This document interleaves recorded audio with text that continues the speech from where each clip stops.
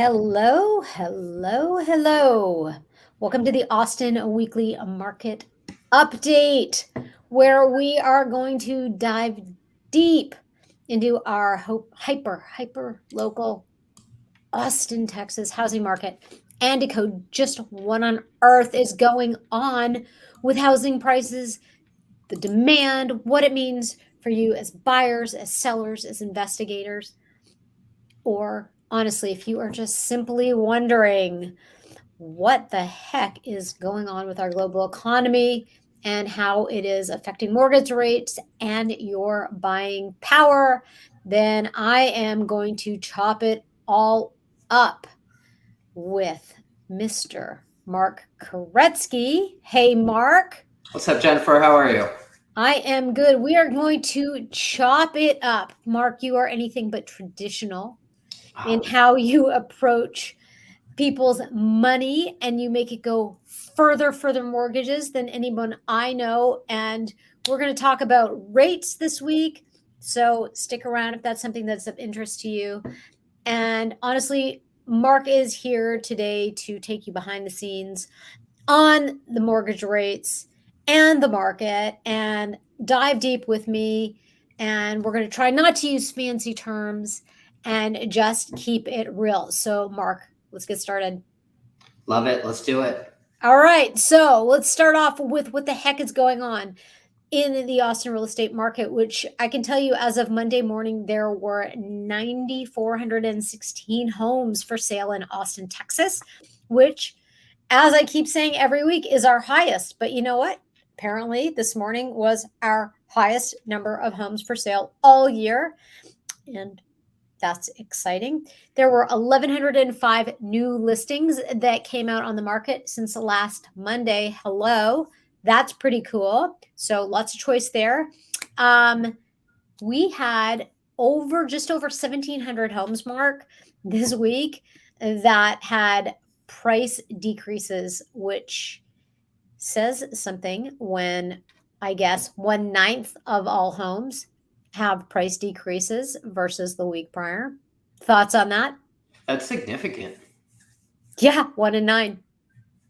I mean, me thinking about this as a long-term investment for both myself and for all of my clients, all that means to me is money signs.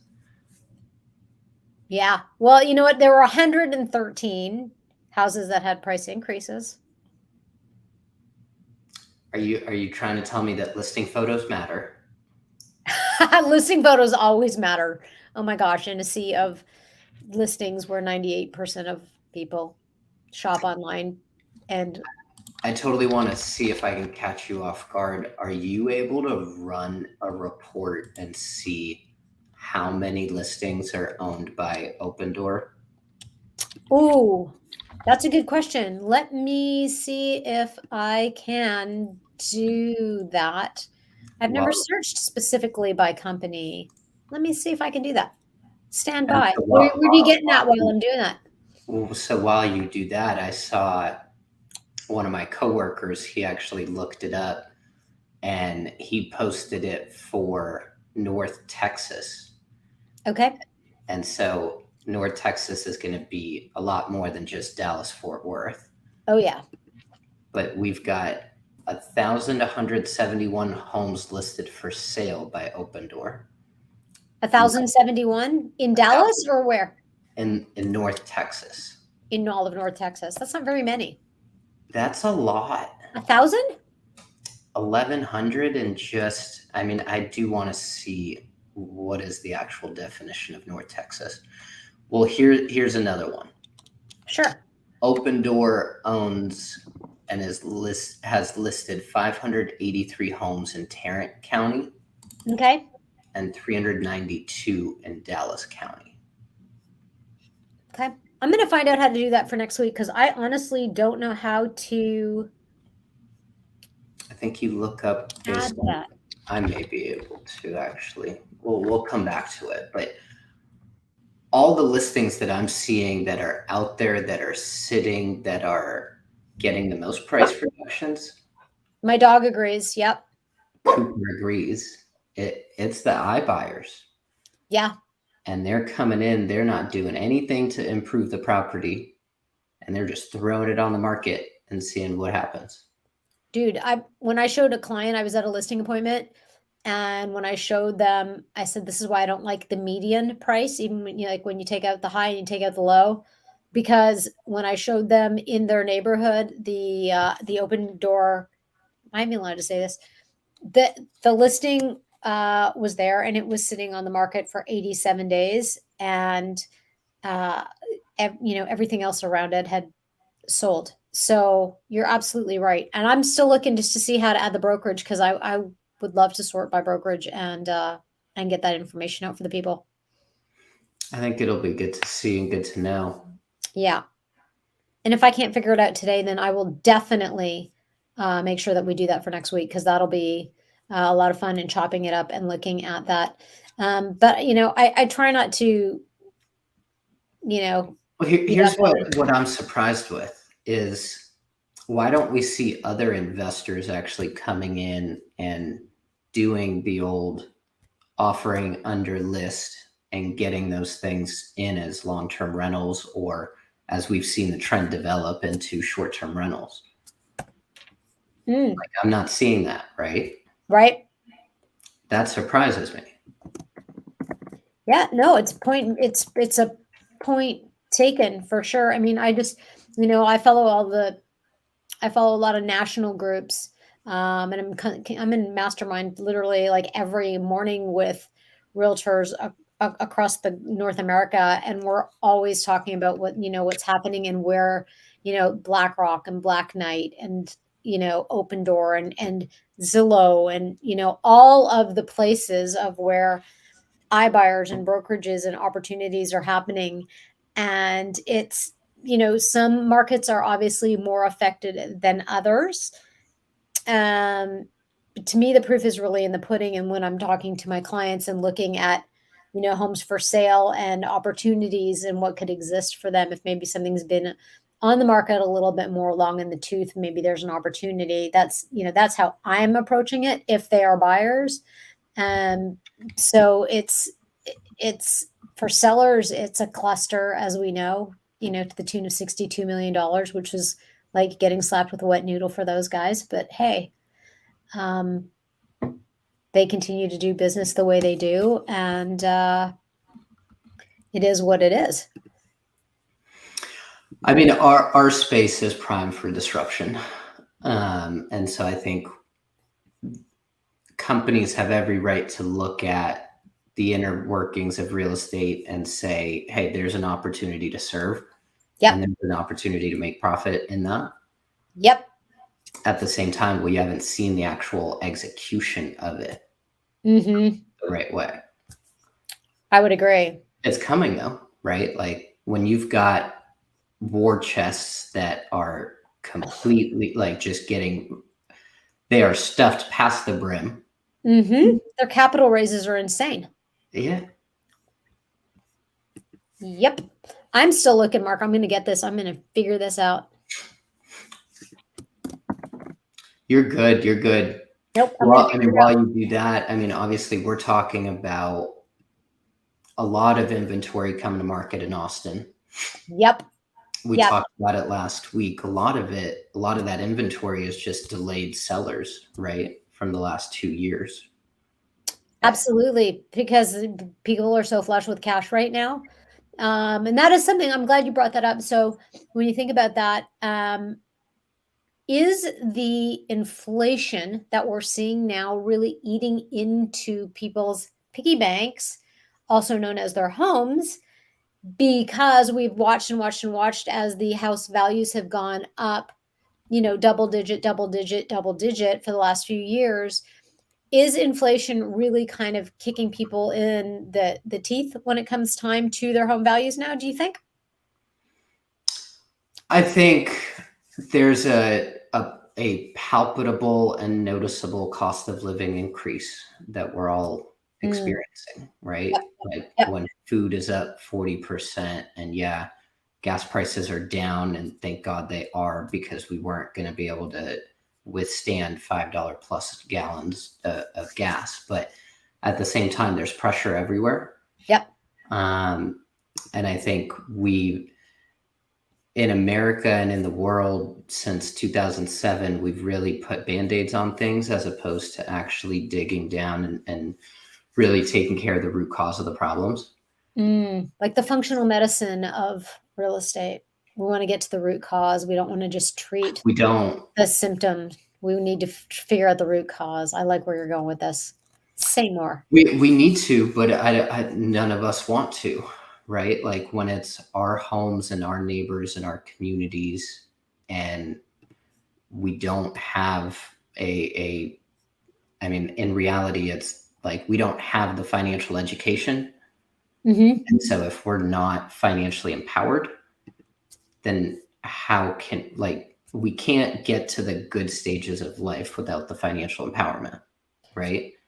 Those are the books I'm reading right now, and those are I'm following economists now, Mark, and I'm following people who are talking about money in so many ways because I agree with you wholeheartedly. I mean, if I had understood money 25 years ago or 30 years ago or 40 years ago, um, I, I would be talking to you from my island right now, Right. right? Yeah.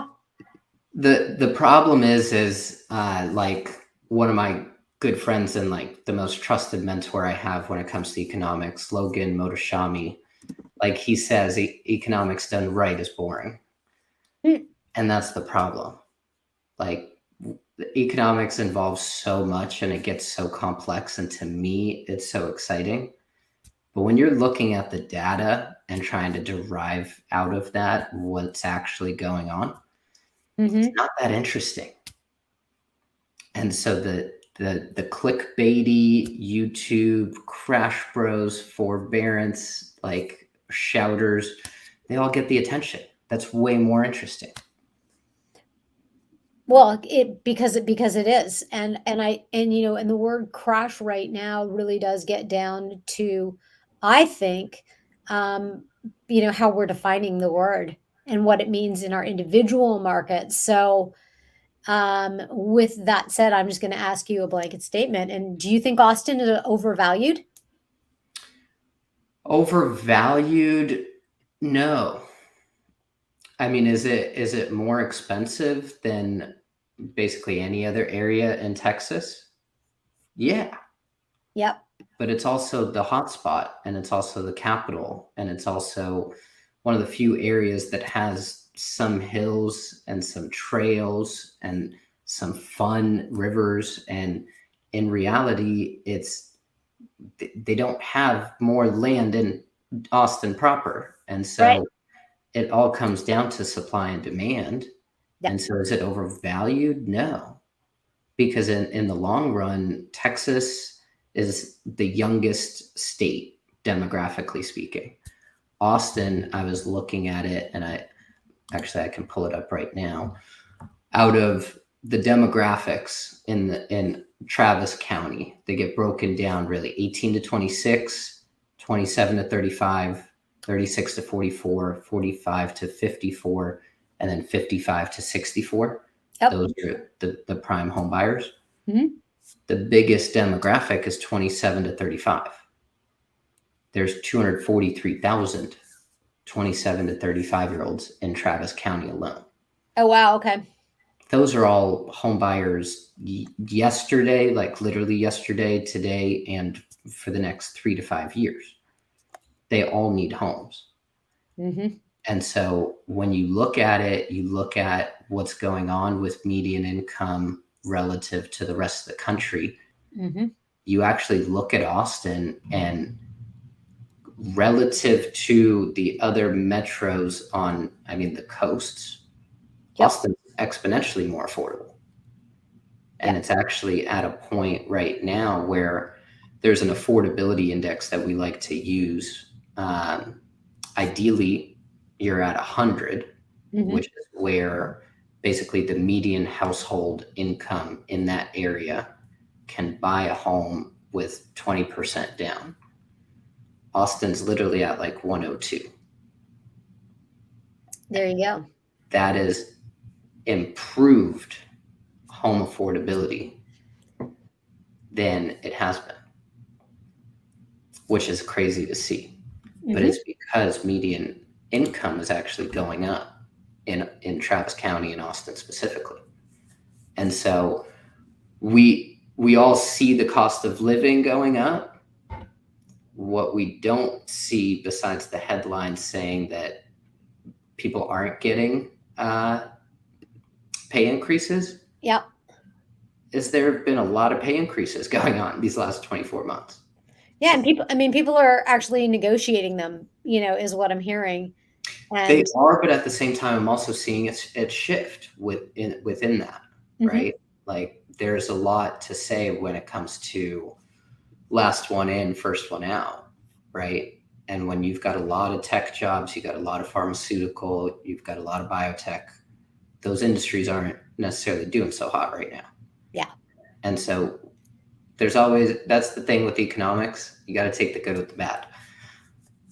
Yeah. And I wouldn't say that they're not doing hot. I just think they're not on fire like they were, right? Because really, I mean, look at what we're consistently surrounded by and all of the companies that are coming in to support all of our big tech companies and the ripple effect of it. So while we may not be seeing uh, the numbers that were originally planned for the C-suites that were coming in, we are still seeing huge, huge increases and consistent news that just keeps coming out. Like if I pull up Boston Business Journal, today it's going to be, however many new clips about announcements that weren't out this weekend.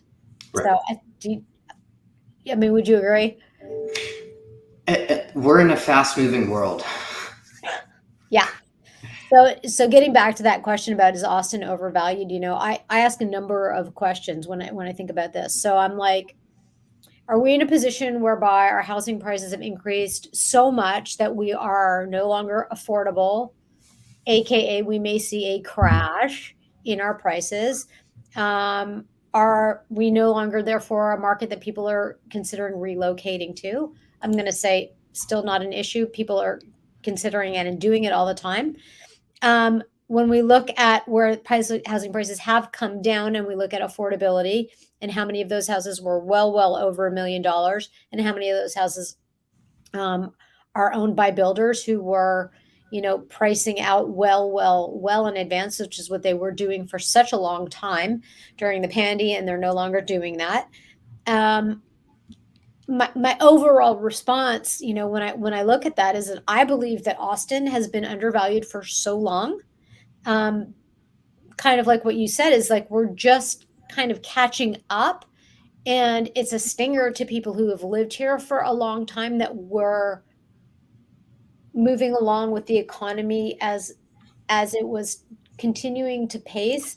And even prior to a couple of years ago, some people were finding it moving too quickly, and now it's like, I'm trying to think of a good Texas phrase. It's like lightning out of a June bug, Mark. It's like things have just so exponentially risen, that I think that what was once undervalued now is kind of, we're growing up, and we're in a position now where the market is still undervalued compared to a lot of places, yet overvalued for people who have been living here. I think there's something to say there because for the older demographics within Austin city limits, they've Mm-hmm. gotten all of this appreciation. Yep. They've been, for the most part, in their house, especially Mm-hmm. if they're older. They're not getting the benefits of city living. Yep. Why wouldn't they, in a rational state of mind, decide to sell their Austin house and go further out into the county? Right? Well, there's any number of reasons, honestly, and it's lifestyle for one. It's family. Where's your But family? that's what I mean is I would love to see. I mean, I don't know if there's a way to pinpoint that, but like how many of these new listings are people that are just ready to get out of Austin and into the greater metro? Yep. Yep. And I think there is a good number, and I'm also going to equate that back now to affordability being related to taxes, and our house taxes. Even if you've got your exemptions for the 65 plus, our taxes are still at 10% max over a year. For homestead, it just keeps going up and up and up. And if you have a fixed income and you're retired and you're watching those tax increases go up 10% a year, then I'm seeing affordability in addition to gas prices and food prices really be a huge impact on lifestyle. I think we're all feeling the crunch, Yeah. but at the same time, you're totally right. The ones on fixed income, both the elderly and on lower income spectrum, Mm-hmm. they're the ones that are truly feeling the pinch. Yeah. So, with that said, employment rates and unemployment rates in Austin. I know you were showing me some numbers before we got on here. What are your thoughts about employment rates nationally and rates in Austin, and how that is impacting our mortgage rates, which were flirting with 5% last week, and now we're closer between 5.5 and 5.25. What are you thinking? So at the end of the day, everything driving rates can really be boiled down to Mhm. inflation, and not just inflation like what are we seeing as data and statistics and reports today, but Yeah. what is the actual market understanding of those reports and what does that mean? Because that's exponentially more important than the actual data itself. Um, Last week after hitting absolute highs with rates in June, last week, beginning of August, we were seeing the continuation of market rates improving. Hmm. We've really been stuck in a range, and that range is going to be really hard to break until we see inflation really come down, Yep. and we really don't jump out of the range unless inflation starts going back up. Last week and every week, there's new reports that come out weekly, and they come out every month, and they drive the headlines, they drive the reporting, they drive the market at the end of the day. Sure. Last week, we had one of the most surprising employment reports and data come out.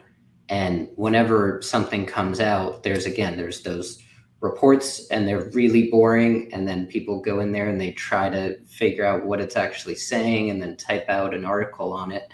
And they come out with these really catchy, whether good, bad, or otherwise, headlines and summaries of them.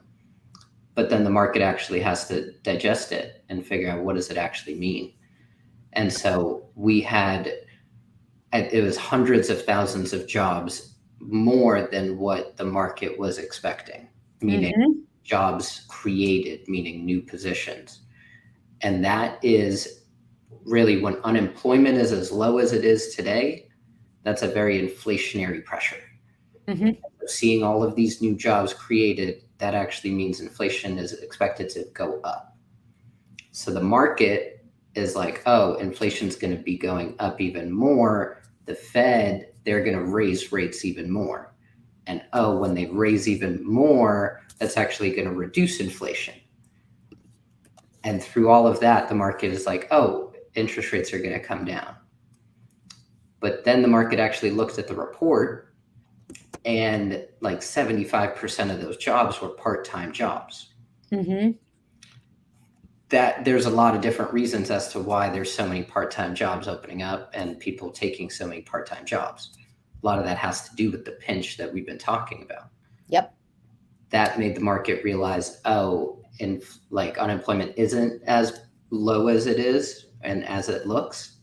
And the Fed may actually only raise by 50 basis points instead of 75 basis points. And oh no, now that means that that's actually inflationary pressure. And so rates actually came up a little bit. And so we're still very much stuck in this range of 5.25 to 5.75, but we went from flirting with jumping out of the range to the downside Hmm. to really being at that 5.25 to right now being between 5.25 and 5.5 for most well qualified applicants. At the same time, nobody gets the same deal, and everybody's situation's different. And so there's so many different things that go into it. Yep. But at the end of the day, we're kind of stuck in that range for those kind of perfect execution clients. Yeah, and you know what? So let's talk about that and what that means right now for sellers. So when we think about that for sellers, realistically, what it means is money is now 5% for a buyer who's coming in and picking up a mortgage. And so, where that, or 5.5%, let's call it 5.5%, let's go high on this one. So, it means that from a dollars and cents perspective, what they could have afforded a few months ago for 2% less a month has some real impact. So, you're the math guy, you're my economist to go to. So, what does that look like on, say, the cost of borrowing $500,000 for a property at 3% versus $500,000 for 5.5? I'm going to put you on the spot because I know you do quick math. I can do the quick math, and let's just say somebody does do 20% down because that's way easier to calculate. Okay. Let's just say it's 375 Okay. instead of 3 because it hasn't been that for a while now. Sure. So 500K, 20% down, and 375. Principal and interest would be 1852. Okay. And if we go 500K, 5.5, that would be 2271. So that would be $420 a month.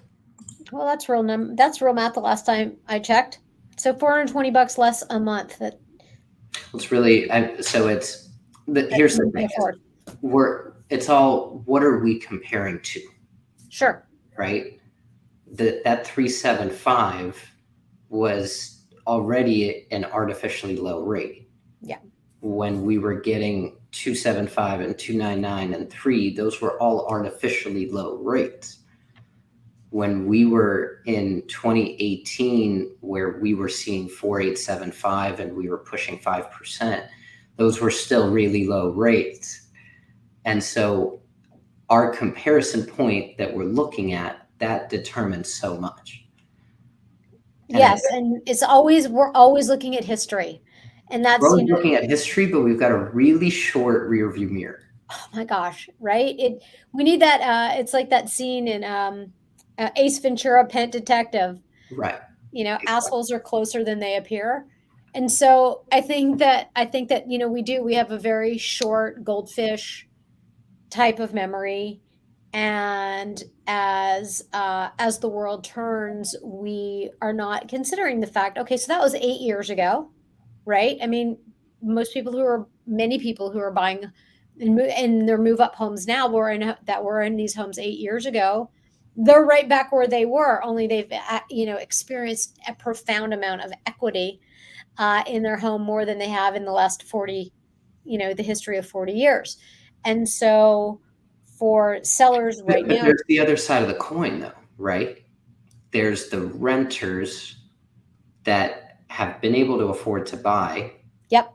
And they haven't, and they're still exactly where they were. Like, they've taken no steps forward. They haven't been able to save the money because of everything else that we've talked about. Mm-hmm. And they haven't experienced the power of homeownership. Yep. And they continue to look at rates and headlines and say, oh, it's too expensive, disregarding the fact that they're continually paying 100% interest with every single rent payment that comes out of their check. Yes. Yeah. And no equity developed and no control over that. And so also I was looking at some numbers earlier today on rents and what has happened with rents. And the good news is, if you are a renter, some of that has leveled off a little bit here in Austin. And I don't want to misquote numbers, so I'm not even going to talk about them right now. But we are starting to see that, level off. But oh my gosh, for the last year or plus. And I think I told you about my friend in Vegas a couple weeks ago. Like, he's already paying, $8,000 or $9,000 a month for his condo. He loves it. He's free and easy and just is happy. But, his guy wants 25% rate increase. And we've continued to see that. And so you're right. Like, to pay 100% interest for someone else's mortgage is painful, for sure. No equity realized. And I mean, that, from what I've I work with a lot of first-time homebuyers, obviously, and Yeah, I me always love too. asking, "Why do you want to buy a house?" More often than not, it's just that realization of, "Holy crap, I've been paying whether it's 1,200 or 2,000 or 2,500 a month for rent for 5 years, and I've got nothing to show for it." And Jennifer, I mean, I just turned 30 this year. These last 5 years have gone by quicker than I could ever imagine. And so the fact that we're willing to put off something that is our biggest asset for most of us, Hmm. it's just so like counterintuitive. It just doesn't make sense. Yeah. So yeah, this is a lot for renters. So now let's talk about what it really means for sellers and getting back to the fact that we saw, 1,000 plus houses with uh, price decreases this past week, which is pretty much in line with what we were seeing last week, as you know. What are your thoughts on that downward pressure right now? With if $500,000 um, with 20% down, so that's a 480, or not 20% down, that's only 100,000, so that's a $400,000 mortgage. You said went up by 420 a month. So I mean that's real money the last time I checked. Yeah. And so what are your thoughts on the downward pressure that you're seeing for sellers? I'll share mine, but I'd love to hear yours first. I think at the end of the day, it's the same question of why do you want to sell and why do you need to sell? Because number one, like moving's not fun, but if you've got to do it, then you've got to do it. And then from there, it's right now more than ever, you need professionals because you've got to differentiate yourself from everybody else and you've got to be able to get your house in front of the right eyes and as many of the right eyes as you could possibly get so that you can get the most out of it. Yeah. At the same time, I would also say your home value is completely arbitrary. And so forget whatever you want to sell it for. Listen to the professional because they're going to be looking at it in an unbiased point of view. And what I'm seeing make the difference right now on the like boots on the ground level is if the sellers are willing to throw in some money towards the buyer's closing costs and me on my end, we can look at what's the best way to allocate it. We're able to come up with good deals for both buyer and seller, but it's the expectation that you're going to be able to list and go 50 offers in the first weekend. Hindsight 2020, baby.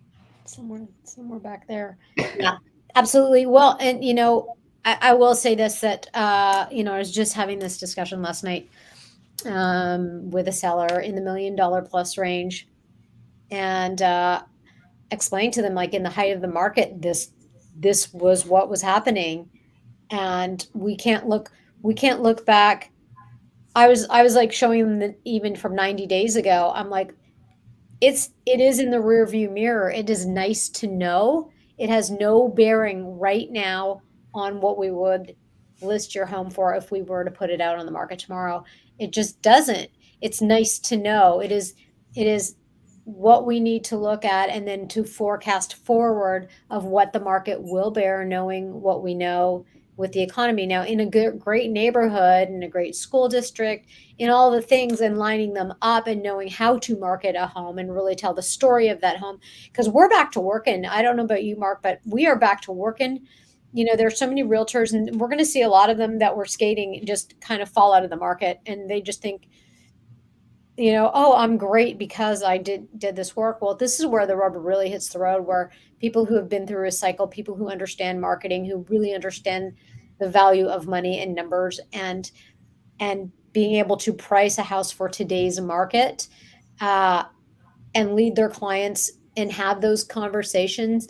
We some of us use the word price improvement, some of us use the word price reduction. I mean, a shovel is a spade, but the reality is we have to be able to really lead our clients through the fact that if we aren't getting showings, And if we're not getting showings, we're not getting offers. If we're not getting offers, we're not negotiating.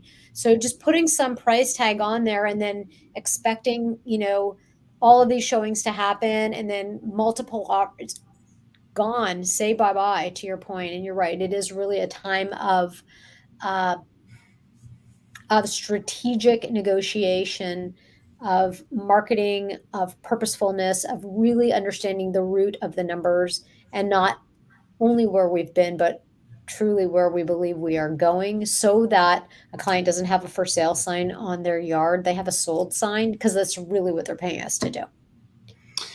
And there's so many things that people can do to stand out. Like I'm always surprised by how few people actually list their house for $1.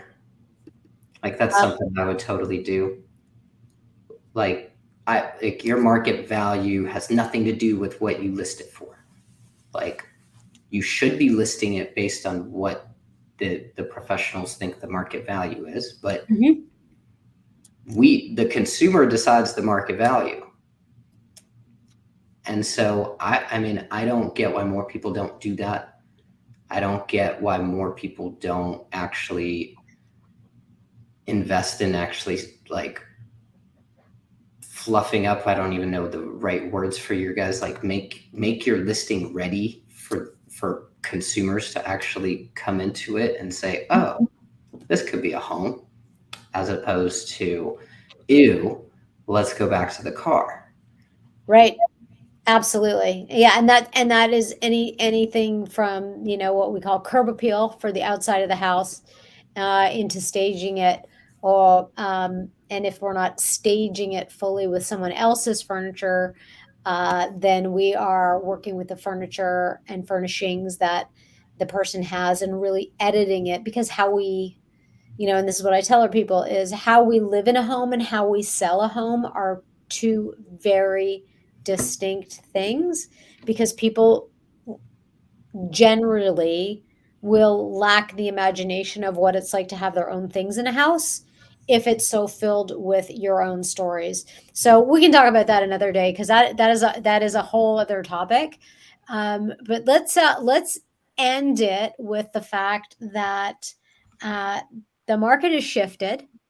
The economy is continuing to feel the pressure of inflation, and smart buyers are working with smart realtors who can negotiate for them, and sellers are doing the same. That's it from my end right now, and that's probably going to be the same hymn sheet I'm singing from for quite some time. What would you like to end it off with? Man, I would just say if you're a seller and you need to sell, number one, contact Jennifer because she's going to cover you and make sure that you've got the right professional in your corner. If you need to buy, you need an unbiased opinion, contact me. I will help you. I really give expecting nothing thereof. You don't have to do your financing with me. I'm going to advise you the same way. With that being said, keep calm and move home because it's not fun. And so like stop overcomplicating it. It's complicated as is. I love that. Keep calm and move home. That's like one of those like bumper stickers in the back of the cars that, that people used to have, Yep. keep calm and whatever, or a t-shirt Yeah. or whatever. I'll have to get you a t-shirt that I says, have that. do you? Yeah. Of course you Oh do. yeah. You have a t-shirt with every logo and Yeah. I love it. All right. Well, thank you for that. All right. So with that said, my name is Jennifer S. Goodman. I'm a realtor here in Austin, Texas. And this gentleman is Mark Kretzky, better known as Loan Officer Mark. I'm up here in Dallas, but I can't wait to come down and open up in Austin. It's coming. And so I look forward to seeing all of you. If y'all got any questions, I'm an open book. Just reach out. all right. And we'll make sure all of Mark's information is in the contacts. Thanks so much for tuning in to this week's market stats. We will catch you next week. Thanks so much for tuning in.